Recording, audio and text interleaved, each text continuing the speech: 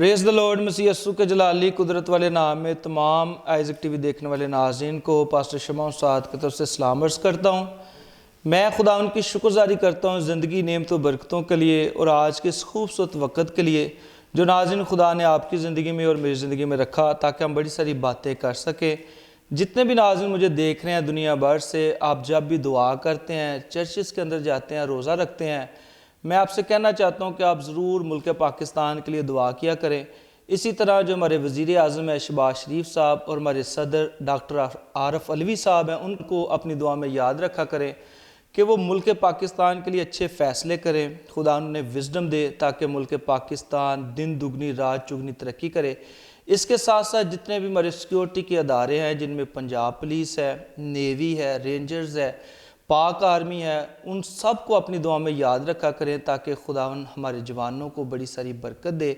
इसके साथ साथ नाज़रीन, आप जितने भी हमारे वकला ब्रदर्स हैं उनको भी अपनी दुआ में याद रखा करें। देखें वो किस तरह पहली सफ़ों में हमारे लिए जो है वो काम सर अंजाम देते हैं, और हम खुदा उनकी शुक्रगुज़ारी करते हैं मुल्क पाकिस्तान के लिए कि खुदा ने पाकिस्तान में हमें रखा ताकि हम पाकिस्तान में रहते हुए जो है बड़ी सारी खिदमत कर सकें। जिस तरह DGISPR का बयान है कि जो मिनोरिटीज़ हैं उनकी कुर्बानियाँ जो वो 59% हैं, तो हम खुदा उनकी शुक्रगुज़ारी करते हैं इन तमाम बातों के लिए।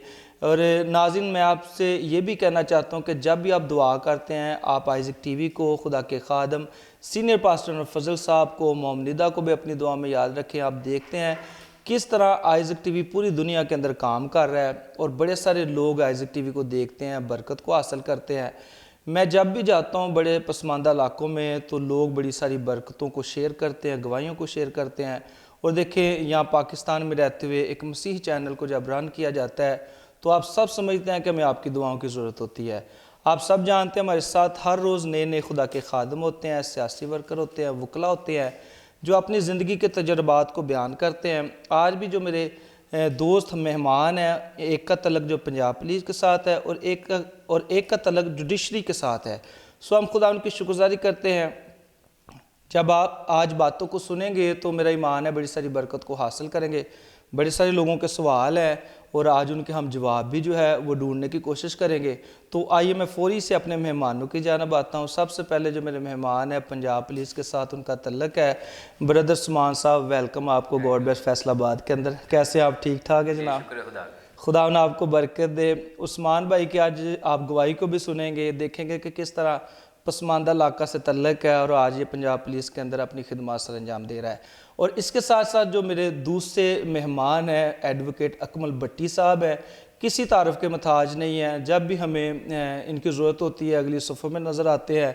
एक बड़ी तंजीम को जो है वो चला रहे हैं जिसके अंदर ये मिनोरिटीज़ की खिदमत करते हैं, पाकिस्तान में बसने वाले शहरियों की खिदमत करते हैं। अकमल भट्टी साहब, वार्मली वेलकम आपको कहते हैं जी गॉड ब्लेस फैसलाबाद के अंदर। जी थैंक यू आपका, आपके इदारे का, स्पेशली पास्टर शमन साहब आपका और पास्टर नूर फजल का, आइज़क टीवी का, कि उन्होंने इस मौका फराहम किया कि हम यहाँ पे शेयरिंग कर सकें, अपनी कौम के हकूक़ पे बात कर सकें। बहुत शुक्रिया जी आपका भी अकमल भट्टी साहब, आपने टाइम दिया अपनी गोनोगो मसरूफियात में से।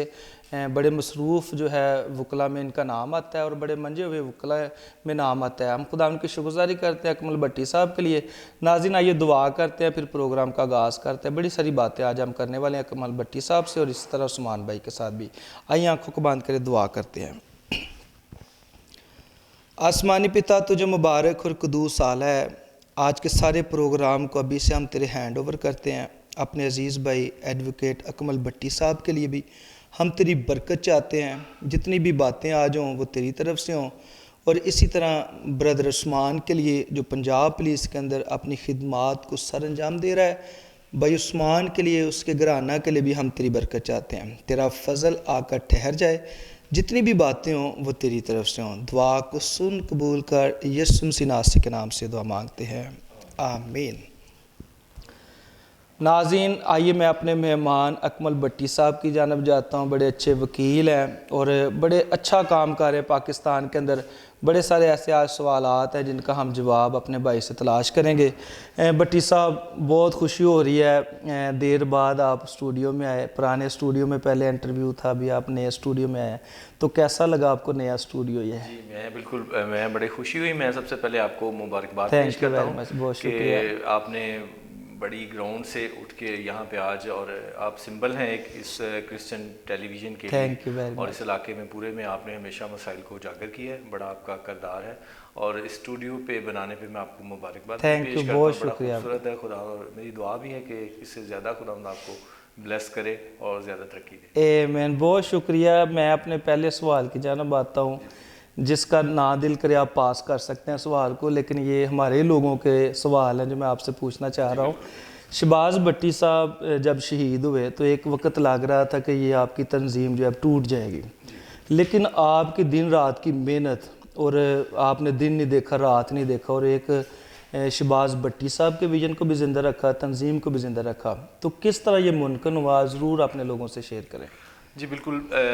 قائد تحریک شہباز بٹی کی شہادت بہت بڑا سانحہ تھا, اور جن لوگوں نے شہباز بٹی کو جسمانی طور پہ قتل کر کے یہ سوچا تھا کہ اب اقلیتوں کے حقوق کے لیے کوئی آواز بلند نہیں کی جائے گی, ان کو کامیاب ہم نے نہیں ہونے دیا. کیا بات. اس کے بعد جو ان کی سیکنڈ لیڈرشپ تھی, جو لوگ انہوں نے پارلیمنٹ تک پہنچائے, بدقسمتی سے ایک تو وہ سانحہ ان کی شہادت کا ہوا, دوسرے وہ لوگ اپنی اپنی راہ لے گئے.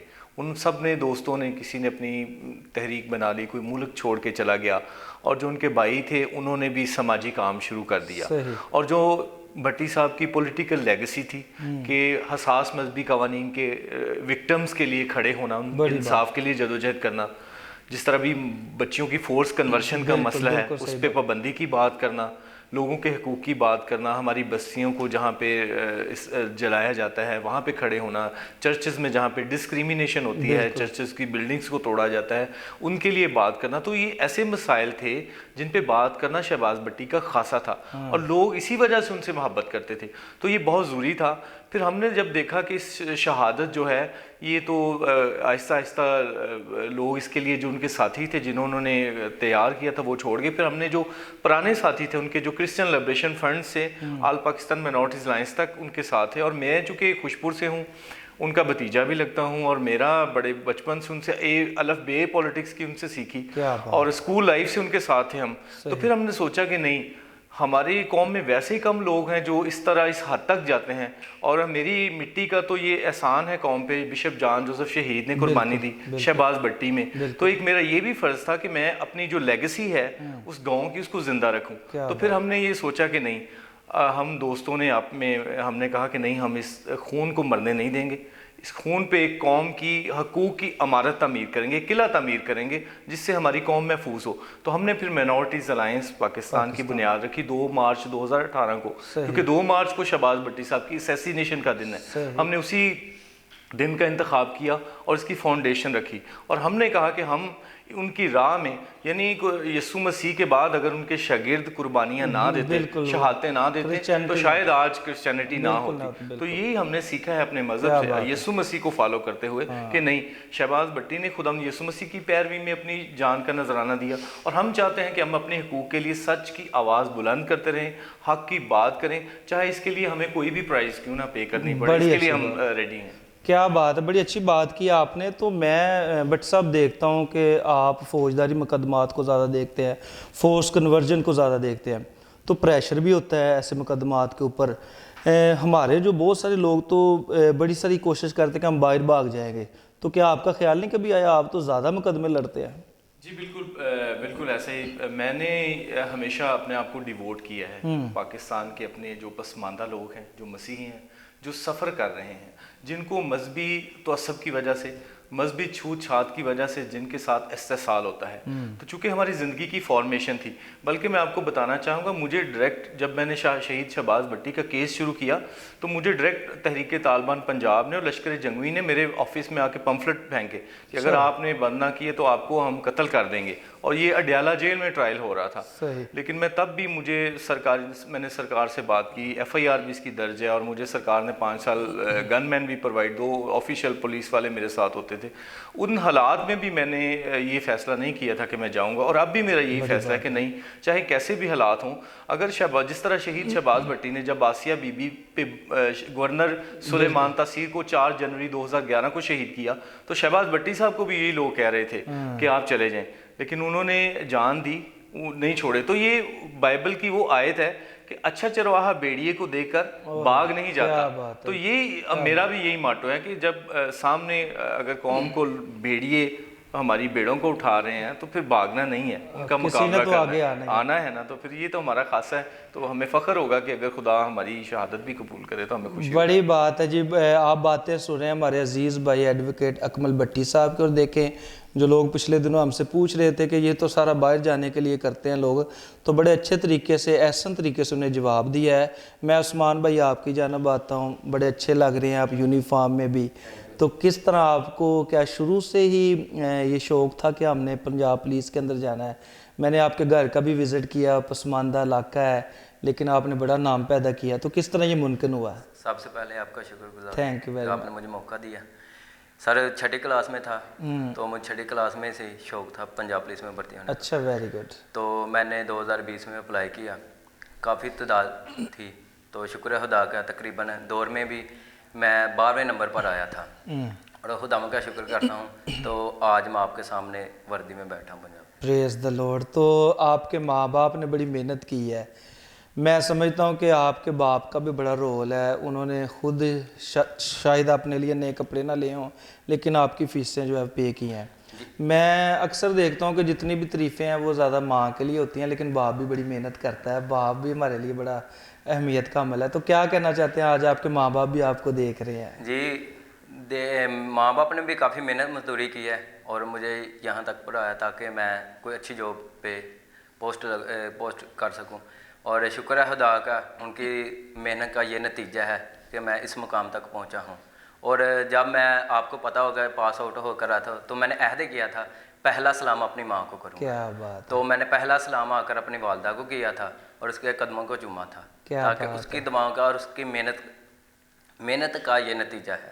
بڑی اچھی بات کی ہے جی. عثمان بھائی نے پنجاب پولیس کے اندر خدمات سر انجام دے رہے ہیں, اور واقعی ان کے ماں باپ کے لیے یہ گرو کا عالم ہے کہ ان کا بیٹا جو ہے وہ پڑھا ہے لکھا ہے. اور جتنے بھی والدین مجھے دیکھ رہے ہیں ضرور اپنے بچوں کی تعلیم پر توجہ دے. میں اکمل بھٹی صاحب آپ کی جانب آتا ہوں, کتنے ٹوٹل وکیل ہیں پورے پاکستان کے اندر, مسیحی وکیل؟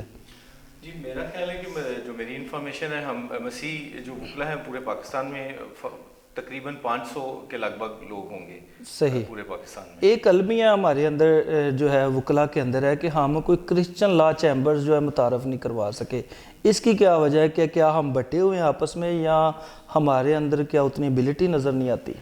نہیں, دیکھیں یہ پرابلم تو اصل میں ہم پہ زیادہ تقاضا ہے کہ ہم اکٹھے ہو کے چلیں. ہماری تنظیم بنی تھی, ایک ہے بھی کام کر رہی ہے وہ کلیب کے نام سے, لیکن انفارچونیٹلی جب ہم الیکشن میں اینول الیکشن میں جاتے ہیں تو وہاں پہ گروپنگ ہوتی ہے.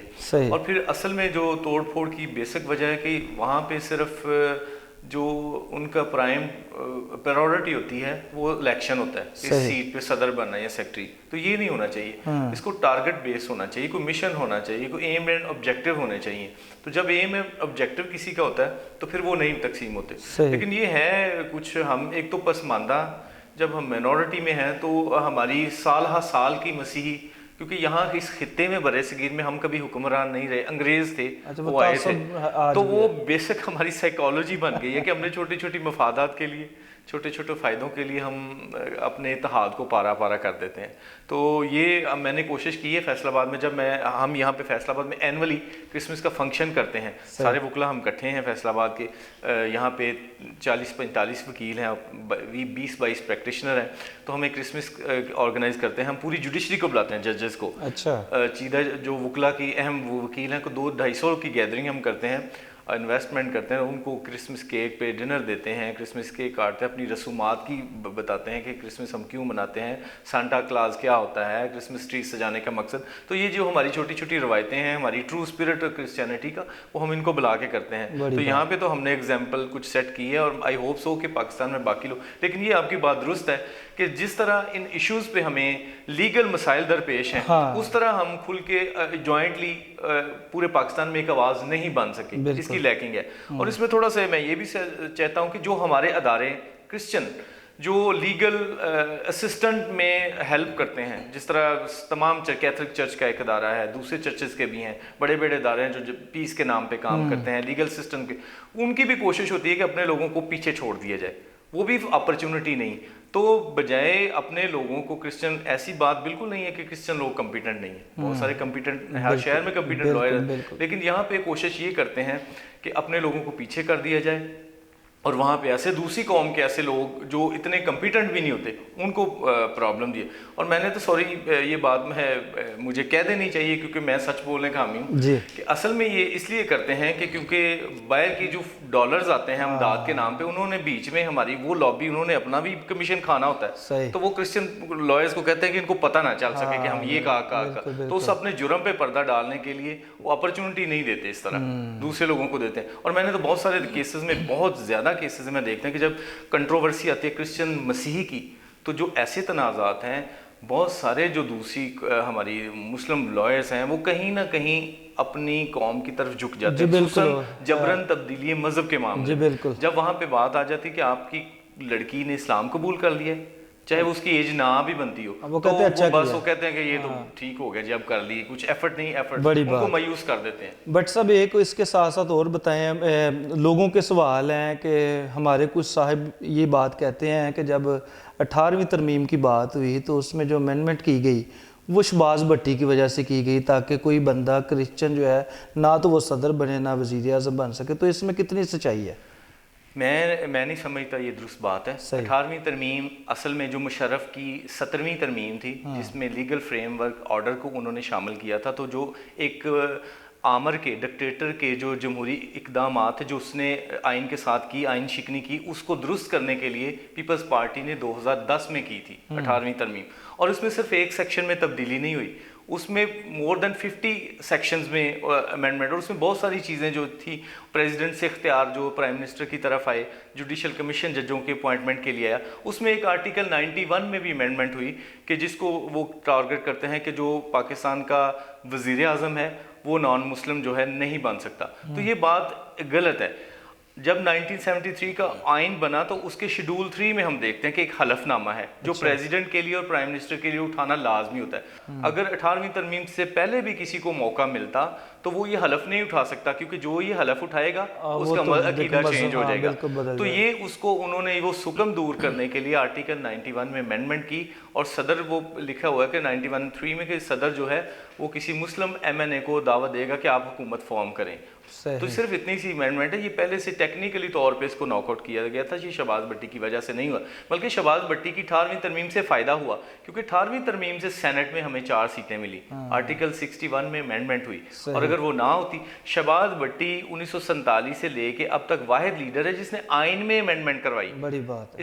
اس سے پہلے کوئی پارلیمنٹیرین چاہے جدا کا الیکشن میں چاہے جدا کو آئین میں امینڈمنٹ نہیں کروا سکتا. یہ موقع بھی بہت کم سیاستدانوں کو ملتا ہے، بالکل بہت کم، جب سب اکٹھے ہو جاتے ہیں. بالکل. تو انہوں نے تو مطلب لوگوں کو قائل کیا. دیکھیں تو میں آج کے ان پارلیمنٹ جو یہ بات کہتے ہیں پارلیمنٹیرین، چاہے وہ MNA ہو MP، میں ان سے کہتا ہوں کہ میں آپ کو دعوت دیتا ہوں کہ آپ شہباز بھٹی کی طرح جو حساد 295B اور C اس کی ذرا بل تو اس کی قرارداد تو پیش کر کے بتائیں. انہوں نے تو بل پیش کروا دیا. آپ کو میں چیلنج کرتا ہوں کہ آپ ایک قرارداد ہی پیش کروا دیں تاکہ آپ کو پتہ چلے کہ کیا کس بہت سیاست ہوتی.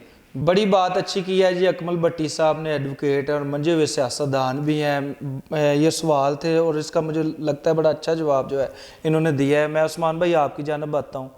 بڑے سارے بچے تعلیم چھوڑ دیتے ہیں, ان کو یہ لگتا ہے کہ ہمیں کون سی جابس ملنی ہے, ہم نے وہی 2 گریڈ 4 گریڈ والے کام کرنے ہیں. تو جتنے بھی بچے آج آپ کو دیکھ رہے ہیں جو پڑھتے ہیں, ان کو کیا آپ میسج دینا چاہتے ہیں؟ جی یہ غلط سوچ ہے. دیکھیں میں بھی تقریباً میں نے میٹرک کر کے میں نے پنجاب پولیس میں بھرتی دی, ادھر اپلیکیشن دینے کے بعد میرا جو ہی نام آیا میں نے سب کچھ کلیئر کیا, ان کی جو بھی ریکوائرمنٹ تھی ان کی. تو شکر ہے خدا کا جو مصیبت بھائی پا رہے ہیں, میں ان سے اپیل کرتا ہوں 1 نومبر کو پنجاب پولیس کی پھر بھرتی آ رہی ہے. آپ صاحب بھائی جو اسٹڈی کر رہے ہیں وہ ایک دفعہ اپلائی کریں, میرا مان ہے آپ بھی پنجاب پولیس میں میری طرح بھرتی ہو جائیں گے. اچھا, تو ناظرین کو یہ بھی ساتھ ساتھ بتائیے گا کہ بہت سارے بچے ایسے ہیں جن کو سب کچھ ملتا ہے, تو بتائیے گا آپ کے ابو کیا کام کرتے تھے یا آپ کی ماما کیا کام کرتے تھے, کس طرح انہوں نے آپ کو پڑھایا؟ والد میرے خود آپ کو بھی پتہ ہے بھینسوں کو چارہ ڈال کے ہیں. صحیح. تو ماما میرے مسلم لوگوں کے گھروں میں کام کرتی تھی, اور کافی محنت کر کے میں ان کا کیسے شکر گزار ہوں, میں یہ ادا نہیں کر سکتا, کیونکہ اتنی محنت کرنے کے باوجود مجھے انہوں نے یہ منزل تک پہنچایا ہے. کیا بات ہے, بڑی اچھی بات کی ہے عثمان بھائی نے. اور دیکھیں ناظرین, ان کے ماما پاپا نے کتنی محنت کی ہے, اور آج جتنے بھی والدین مجھے دیکھ رہے ہیں وہ چاہے ایک وقت کی روٹی کم کر لیں لیکن اپنے بچوں کو تعلیم دے. اگر ہم پڑھیں گے تب ہی ہم کامیاب ہو سکتے ہیں, اور اگر آپ پاکستان میں رہتے ہوئے بھی مسیحیوں کو مضبوط دیکھنا چاہتے ہیں تو اس کا واحد حل تعلیم ہی ہے. اگر ہم پڑھیں گے تو ہم مضبوط ہو جائیں گے. میں اکمل بھٹی صاحب آپ کی جانب آتا ہوں.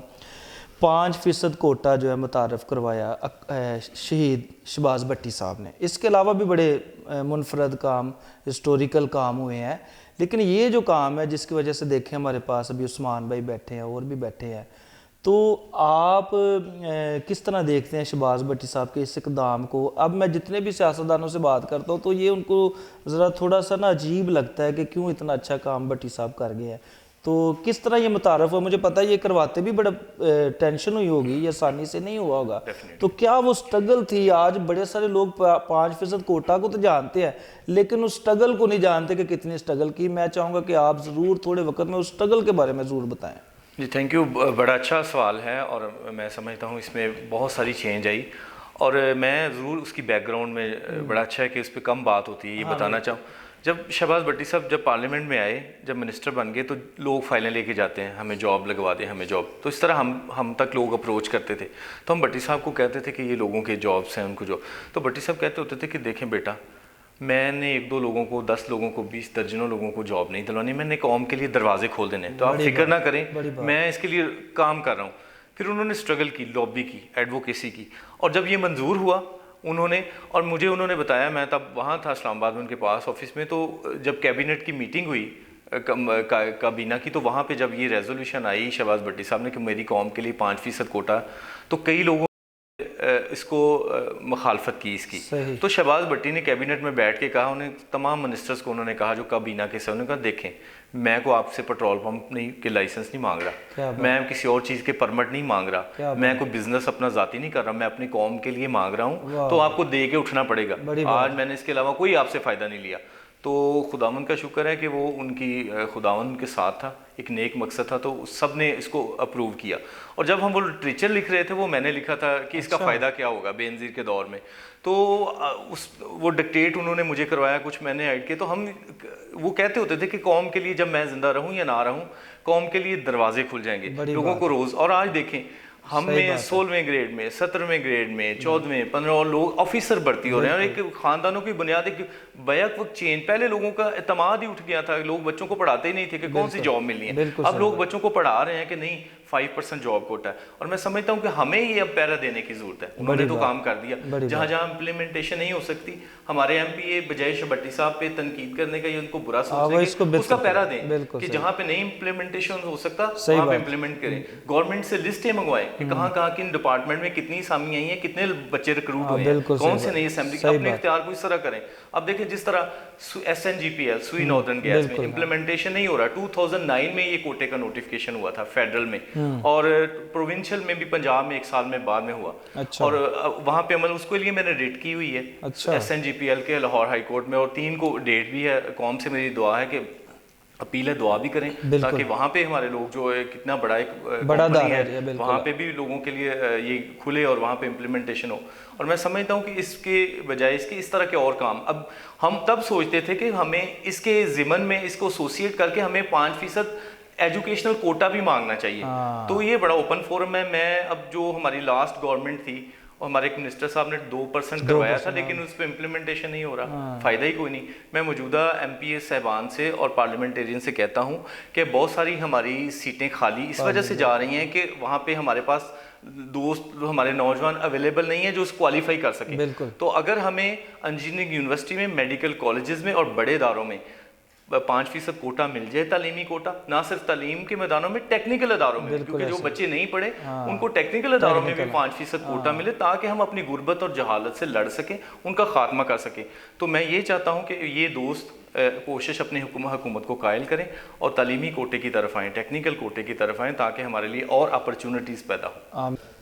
Praise the Lord. बड़ी अच्छी बातें की हैं हमारे अजीज़ भाई एडवोकेट अकमल भट्टी साहब ने, और वाकई जितने भी लोग मुझे सुन रहे हैं वो ज़रूर इसके ऊपर काम करें, और ज़्यादा से ज़्यादा हमें ज़रूरत है तलीम की। आज बड़े सारे लोग जब मेरे पास आते हैं तो वो कहते हैं कि हमारी जो सीट्स हैं वो ज़ाया हो जाती हैं क्योंकि हमें बच्चे जो पढ़े लिखे नहीं मिल रहे।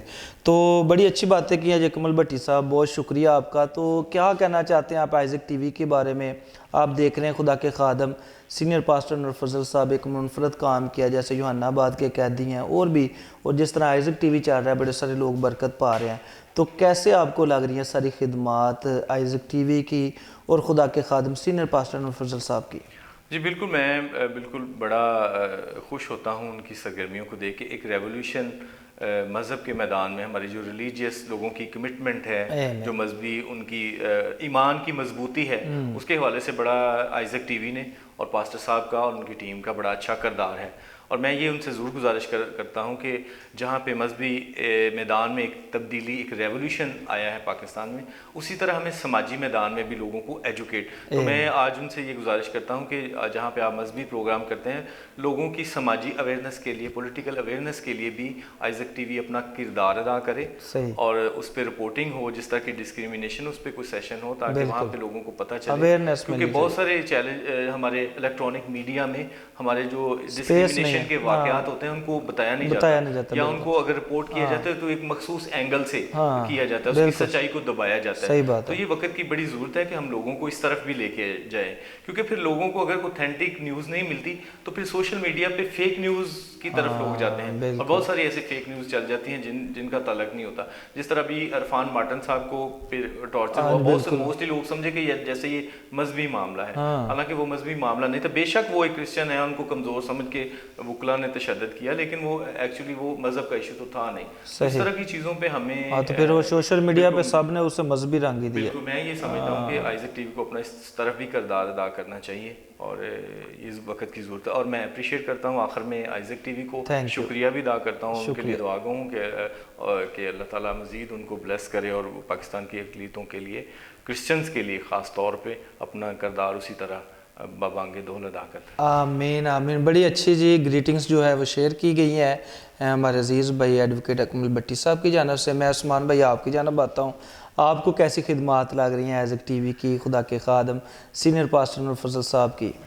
खुदा अनवर फजल साहब को मज़ीद कामयाब करे, मज़ीद तरक्की अता करे। आमीन। अनवर फजल साहब का जो विज़न है घर घर में कलाम पहुँचाएंगे, वो खुदावन का शुक्र है कि हर घर में, हर गांव में खुदा ये चैनल चल रहा है, और खुद वो लोग घरों वाले खुदा का कलाम सुन रहे हैं, बरकत पा रहे हैं। आमीन आमीन। नाज़रीन, आपने बातें सुनी है मेरे प्यारों की, और मेरा ईमान है कि आपने बड़ी सारी आज जो इन्फॉर्मेशन को हासिल किया है, बरकत को हासिल किया है। आपसे फिर मिलेंगे एक नए प्रोग्राम में। बड़ा ख्याल रखिएगा अपना। God bless Isaac TV, God bless senior pastor Anwar Fazal and मोमनिदा। We love Pakistan, Pakistan जिंदाबाद।